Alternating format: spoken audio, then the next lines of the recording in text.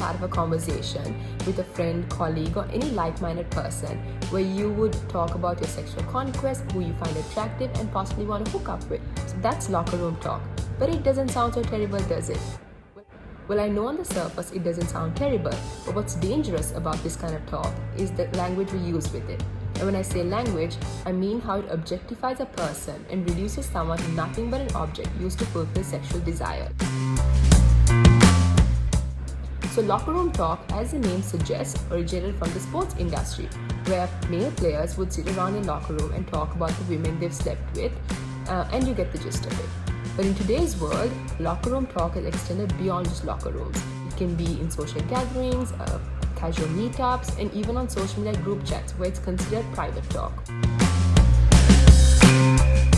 So this kind of talk is linked very closely to toxic masculinity, where boys and men think they have the power to say anything they want about a woman, or anyone for that matter, and get away without facing any consequences. So what's really dangerous about this kind of talk is that it normalizes toxic behavior.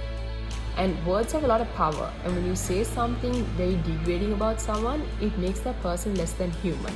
And believe it or not, it also perpetuates rape culture by normalizing sexual violence, which includes even touching a woman without her consent. Maybe you've been in the conversation but necessarily didn't engage in it, sort of like being a bystander. This is just as harmful too, because by you not ending or saying anything to stop the conversation, you are becoming complicit to this toxic behavior. It will also somewhat encourage a person to continue doing it because you never said no.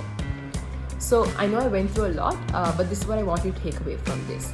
If you are a part of a conversation or know your friends who engage in conversations like this, interrupt, stop, and say no. It doesn't make you a coward or less than anything you are, but it only makes you a better person than the person engaged in this.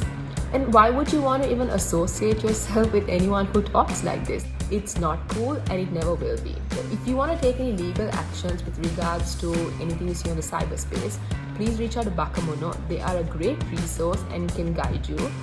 There's also another direct link by filing a complaint with the cybercrime unit. They are actually very efficient and they are very helpful. Thank you for listening.